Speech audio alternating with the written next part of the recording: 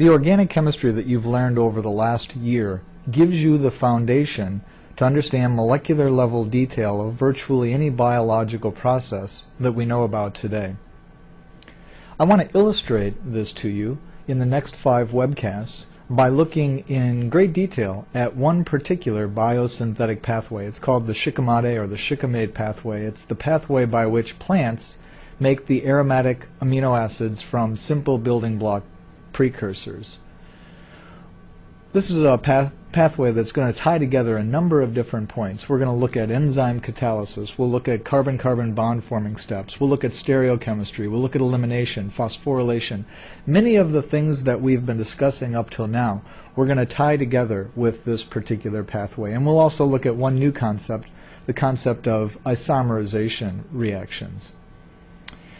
The main reason, though, that you're going to look at this isn't so much to gain understanding of all of the details of this pathway. You will be able to do that, but the most important thing isn't so much the details of this one synthetic pathway, but it is a recognition that with the knowledge you now possess, you have the ability to understand the details at a molecular level of what goes on in this complex biological process. Knowing that you can do that for this one pathway should give you confidence to know that you can apply these ideas to virtually any biology that you see and try to understand what's going on at the molecular level.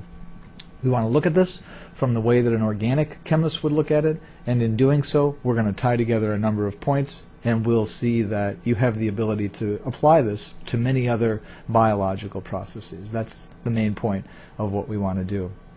In this webcast, what remains is just for me to introduce you to the Shikimate pathway and why it's important to study, why it is actually an important biosynthetic process to study. So basically, the aromatic amino acids contain, like phenylalanine or tyrosine, contain 9 carbon atoms. And those 9 carbon atoms come together from the 3 building blocks that you see here. 4 of the carbon atoms come from erythrose 4-phosphate. And then 3 atoms come from 2 molecules each of phosphoenol pyruvate. And so altogether that's 10 carbon atoms, and I told you there were 9 carbon atoms in phenylalanine or tyrosine.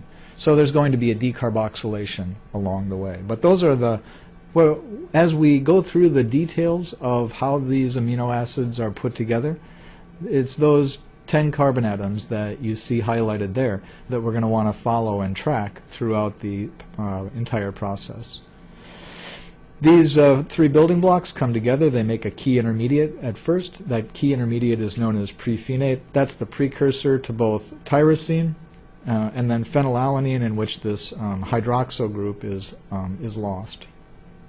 Obviously, this is the point of decarboxylation, and this is going to be, this position here, as you can see, is going to become the, this position here, is going to become the position where the alpha amino position is, the amino group is going to be attached to that carbon atom there. So overall, this process that plants use is known as a biosynthetic pathway. Biosynthesis is the synthesis that takes place in natural systems, building up larger, more complex molecules from simple precursors. And the reason that this particular pathway is important to study is because it is a pathway common only to plants. We as humans don't possess this particular pathway. We need to, in fact, ingest all of the aromatic amino acids that our bodies need. We don't have the ability to produce them for ourselves. And this gets back to the ideas that we mentioned a while back of selective toxicity. If we want to kill off a plant and not harm humans, this is a great pathway by which we could target. So any of the enzymes that are involved in this particular pathway would be a suitable enzyme to target for selectively inducing toxicity into a plant. And for example, it's used all the time in killing weeds.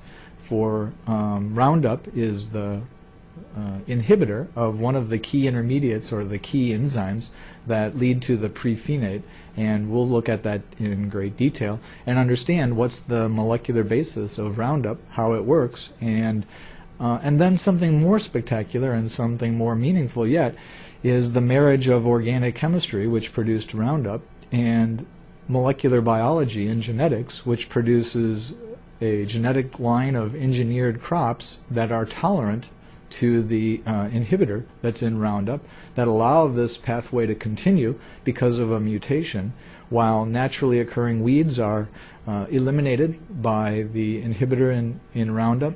The genetic modification is not. So the marriage of organic chemistry and molecular biology and genetics has really delivered something of great value to humankind. That is the ability to grow crops that are essentially weed-free.